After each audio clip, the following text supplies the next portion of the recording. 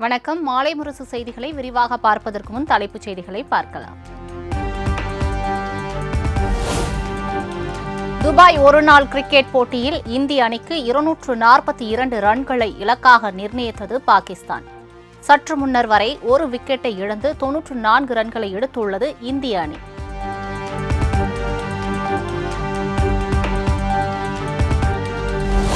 பாகிஸ்தானுக்கு எதிரான போட்டியில் குல்தீப் யாதவ் 3 மற்றும் ஹர்திக் பாண்டியா 2 விக்கெட்களை வீழ்த்தி அசத்தல். ராணா, அக்சர் பட்டேல், ரவீந்திர ஜடேஜா தலா ஒரு விக்கெட்டை கைப்பற்றினர்.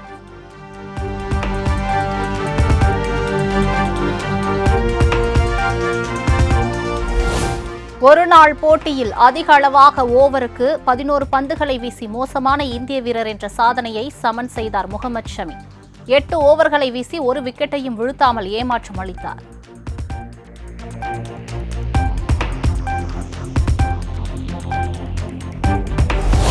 $10,000 கோடிக்கு மேல் கொடுத்தாலும் புதிய கல்விக் கொள்கையை ஏற்க மாட்டோம். சென்னை கொளத்தூரில் நடைபெற்ற நிகழ்ச்சியில் முதலமைச்சர் மு.க.ஸ்டாலின் மீண்டும் திட்டவட்டம். 5,000 அல்ல, 10,000 கொடுத்தாலும் 10,000 கோடி ரூபாய்.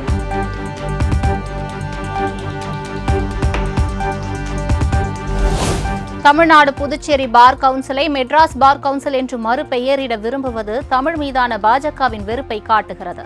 தமிழ்நாடு என்பது வெறும் பெயர் அல்ல, அது நமது அடையாளம் என முதலமைச்சர் மு.க.ஸ்டாலின் திட்டவட்டம்.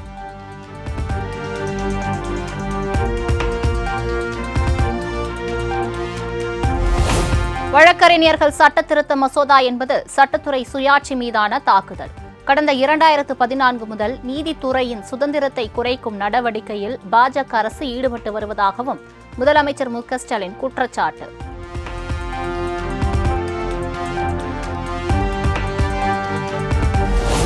இலங்கை கடற்படையால் கைது செய்யப்பட்டுள்ள மீனவர்கள் மற்றும் அவர்களது படகுகளை விடுவிக்க உடனடி நடவடிக்கை தேவை. மீனவர் பிரச்சினைக்கு தீர்வு காண கூட்டு பணிக்குழு கூட்டத்தை கூட்ட மத்திய வெளியுறவுத்துறை அமைச்சருக்கு முதலமைச்சர் மு.க.ஸ்டாலின் வலியுறுத்தல்.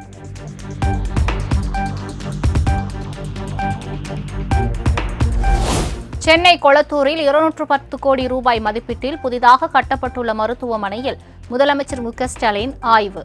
புதிய மருத்துவமனைக்கு தந்தை பெரியார் மருத்துவமனை என பெயர் சூட்டி உத்தரவு.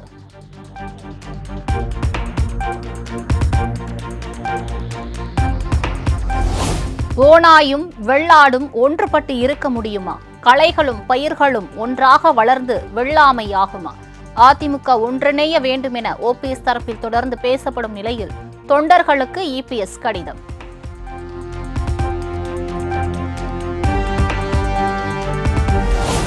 எடப்பாடி பழனிசாமியின் வார்த்தை ஜாலம் நடைமுறைக்கு ஒத்து வராது.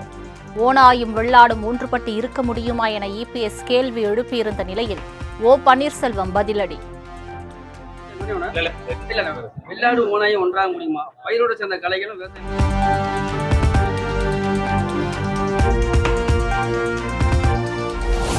தமிழ்நாட்டில் மும்மொழி கொள்கையை திணிக்க முயலும் பாஜக அரசுக்கு எதிர்ப்பு. பாளையங்கோட்டை ரயில் நிலையத்தில் எழுதப்பட்டிருந்த ஹிந்தி வாசகங்கள் அழிக்கப்பட்டதால் போலீஸ் குவிப்பு.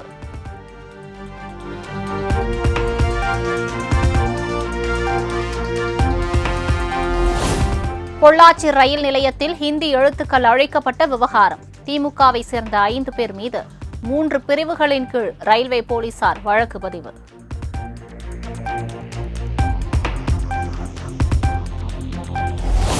திருச்சி சர்வதேச விமான நிலையத்தில் பார்க்கிங் ஊழியரின் அடாவடியால் கடும் அதிருப்திக்குள்ளான பயணிகள். வாகனத்திற்கு கூடுதலாக பார்க்கிங் கட்டணம் கேட்டதுடன் ஹிந்தி மட்டும்தான் தெரியும் என அலட்சியமாக பதில்.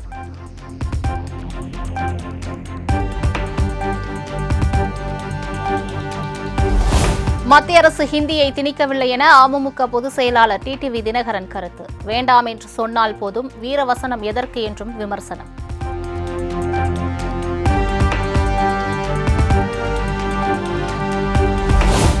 அதிமுக ஆட்சியை காப்பாற்றி கொடுத்தவர்களுக்கு துரோகம் இழைத்தவர் எடப்பாடி பழனிசாமி. வீணாய் போன பழனிசாமி பற்றி கேட்காதீர்கள் என அமமுக பொதுச் செயலாளர் டிடிவி தினகரன் விமர்சனம்.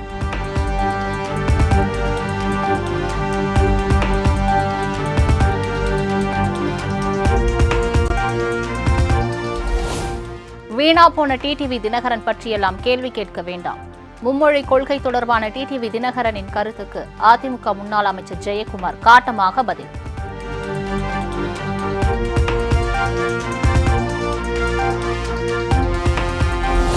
தமிழகத்தில் 100 நாள் வேலை திட்டத்தில் எந்த முறைகேடும் நடைபெறவில்லை.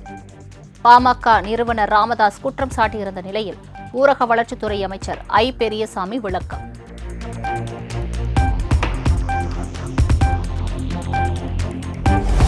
பள்ளிக் கல்வித்துறையின் திட்டங்களுக்காக தமிழ்நாடு முதல்வருக்கு 10,000 ரூபாயை அனுப்பிய சிறுமி. நன்கொடை வழங்கிய கடலூரை சேர்ந்த பள்ளிச் சிறுமி நன்முகையின் வீடியோ இணையத்தில் வைரல்.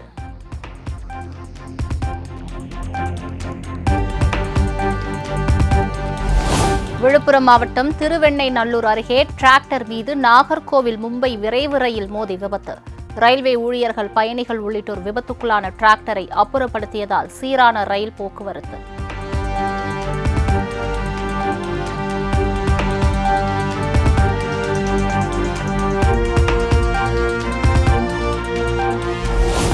கிருஷ்ணகிரி மாவட்டம் சூளகிரி அருகே தொடர் விபத்துகளை தடுக்கும் வகையில் மேம்பாலம் அமைக்க கோரி பொதுமக்கள் சாலை மறியல். தேசிய நெடுஞ்சாலையில் நடைபெற்ற மறியல் காரணமாக 5 கிலோமீட்டர் தூரத்திற்கு அணிவகுத்து நின்ற வாகனங்கள்.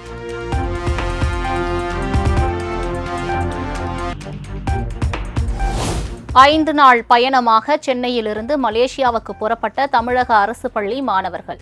கல்வி சுற்றுலாவாக விமானத்தில் மலேசியாவுக்கு செல்வது பெருமை அளிப்பதாக மாணவ மாணவிகள் மகிழ்ச்சி.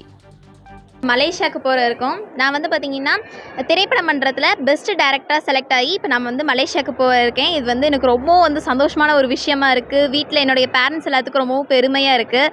இதை நினச்சி எனக்கு ரொம்ப சந்தோஷமாக இருக்குது. இந்த வாய்ப்பு கொடுத்த பள்ளிக்கல்வித்துறை அமைச்சர், அப்புறமேட்டுக்கு நம்ம முதல்வர் ஐயா, இவங்க எல்லாத்துக்குமே என்னுடைய நன்றி.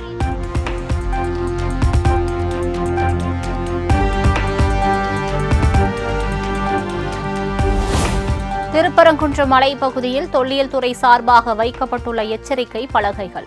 நினைவு சின்னங்கள் அழிப்பவர்களுக்கு 2 ஆண்டு சிறை மற்றும் அபராதம் விதிக்கப்படும் என எச்சரிக்கை.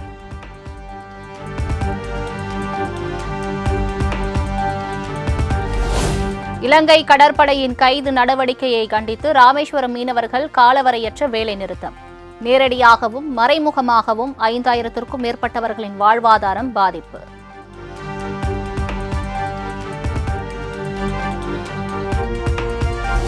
நெல்லை மாவட்ட காங்கிரஸ் நிர்வாகி ஜெயக்குமார் மரண வழக்கில் தலைமறைவான 3 பேரை தீவிரமாக தேடுகிறது சிபிசிஐடி போலீஸ். கொலை நிகழ்ந்த இடத்தில் செயல்பாட்டில் இருந்த செல்போன் சிக்னலை ஆய்வு செய்ததில் 3 பேர் மீது வலுவான சந்தேகம் இருப்பதாக தகவல்.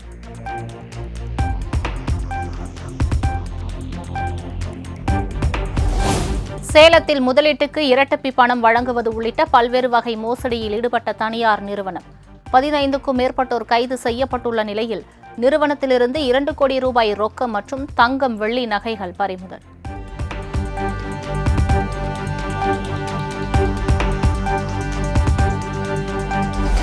மேட்டுப்பாளையம் அருகே உள்ள கடம்பன்கோம்பை மலை கிராமத்தில் சாலை வசதி இல்லாததால் இறந்தவர் உடலை டோலி கட்டி தூக்கி சென்ற அவலம். அவசர காலங்களில் ஆம்புலன்ஸ் மற்றும் பிற வாகனங்கள் வர மறுப்பதாகவும் வேதனை.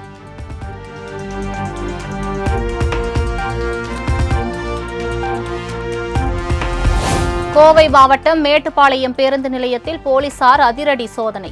அரசு மற்றும் தனியார் பேருந்துகளில் மக்களை அச்சுறுத்தும் வகையில் பொருத்தப்பட்டிருந்த அதிக ஒலி எழுப்பும் ஏர் ஹாரன்கள் அகற்றம்.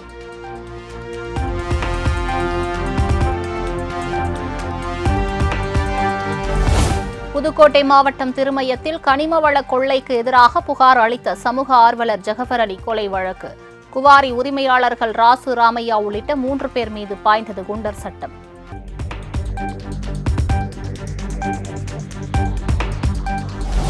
தர்மபுரி பேருந்து நிலையத்தில் காவலர்களிடம் வம்பிழுத்த 2 பெண்கள் கைது. சென்னையை சேர்ந்த ஐஸ்வர்யா, கண்மணி ஆகியோரை கைது செய்தது காவல்துறை.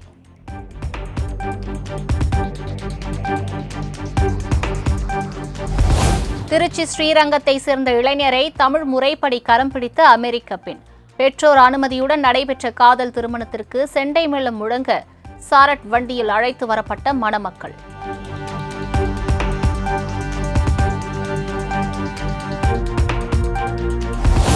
கோவையில் களை கட்டிய ஹாப்பி ஸ்ட்ரீட் நிகழ்ச்சி. இந்த வாரத்துடன் நிறைவு பெறுவதால் ஏராளமானோர் கலந்து கொண்டு உற்சாக நடனம்.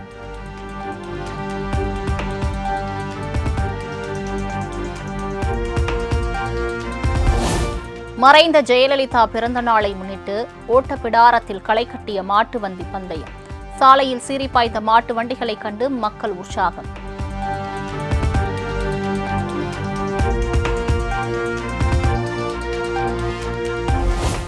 அலங்காநல்லூர் கலைஞர் ஏறு தழுவுதல் அரங்கத்தில் மிகவும் விறுவிறுப்பாக நடைபெற்ற ஜல்லிக்கட்டு போட்டி நிறைவு. ஆயிரக்கணக்கான பார்வையாளர்கள் வருகை தந்த இந்த போட்டியில் காளைகள் முட்டியதில் 26 பேர் காயம்.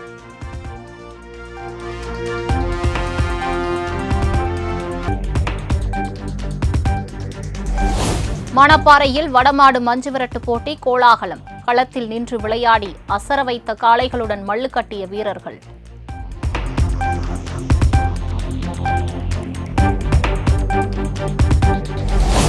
ஞாயிறு விடுமுறை தினமான இன்று உதகையில் குவிந்த சுற்றுலா பயணிகள். இதமான காலநிலையை அனுபவித்து இயற்கை காட்சிகளை கண்டு ரசித்தும் மகிழ்ச்சி.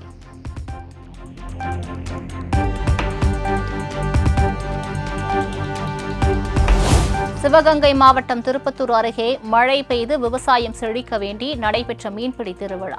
150 ரூபாய் அனுமதி கட்டணம் செலுத்தி மீன்பிடிக்க இறங்கிய மக்களுக்கு சிறிய வகை மீன்களை கிடைத்ததால் ஏமாற்றம்.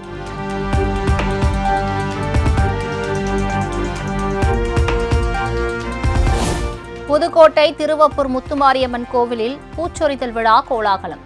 ஆயிரக்கணக்கான பக்தர்கள் பால் குடம் எடுத்தும் அலகு குத்தியும் நேர்த்திக்கடன்.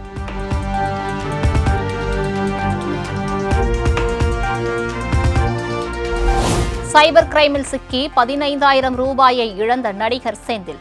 அனைவரும் எச்சரிக்கையாக இருக்குமாறு வீடியோ வெளியீடு.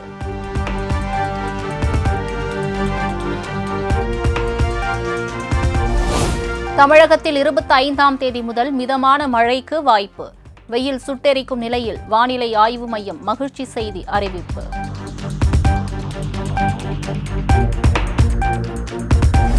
விண்வெளித்துறையில் பெண்களின் பங்கு அதிகரித்து வருவதாக பிரதமர் மோடி பெருமிதம். கடந்த மாதம் இஸ்ரோ 100வது ராக்கெட்டை விண்ணில் ஏவியது பாராட்டுக்குரியது என மன் கி பாத் நிகழ்ச்சியில் பேச்சு.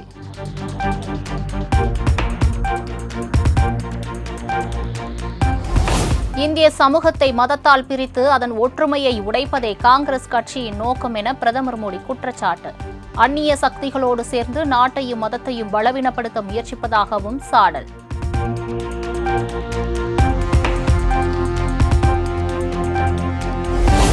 மத்திய பிரதேச மாநிலத்தில் பல்வேறு வளர்ச்சி திட்டங்களை தொடங்கி வைத்தார் பிரதமர் மோடி. பாகேஷ்வர் கோவிலில் ஆரத்தி எடுத்து சிறப்பு வழிபாடு.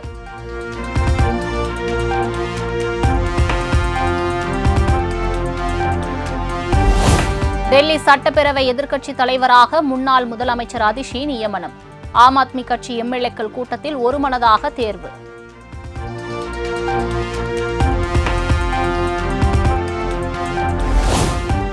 கடந்த ஆம் ஆத்மி கட்சி அரசு டெல்லி கஜானா காலி செய்துவிட்டதாக முதலமைச்சர் ரேகா குப்தா விமர்சனம். மகளிருக்கு மாதந்தோறும் 2,500 ரூபாய் உள்ளிட்ட வாக்குறுதிகளை முழுவதும் நிறைவேற்ற முயற்சிப்போம் என்றும் உறுதி.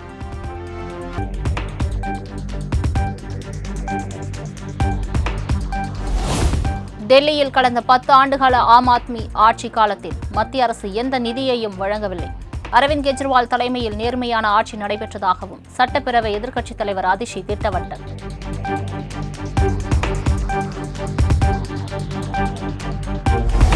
வங்கதேசத்தில் ஸ்டார்லிங்க் செயற்கைக்கோள் சேவையை தொடங்கி வைக்க அமெரிக்க தொழிலதிபர் எலான் மஸ்குக்கு அழைப்பு. தொழில்நுட்ப அளவில் இளைய தலைமுறையினர் எதிர்காலம் மேம்படும் என்றும் இடைக்கால பிரதமர் முகமது யூனஸ் பெருமிதம்.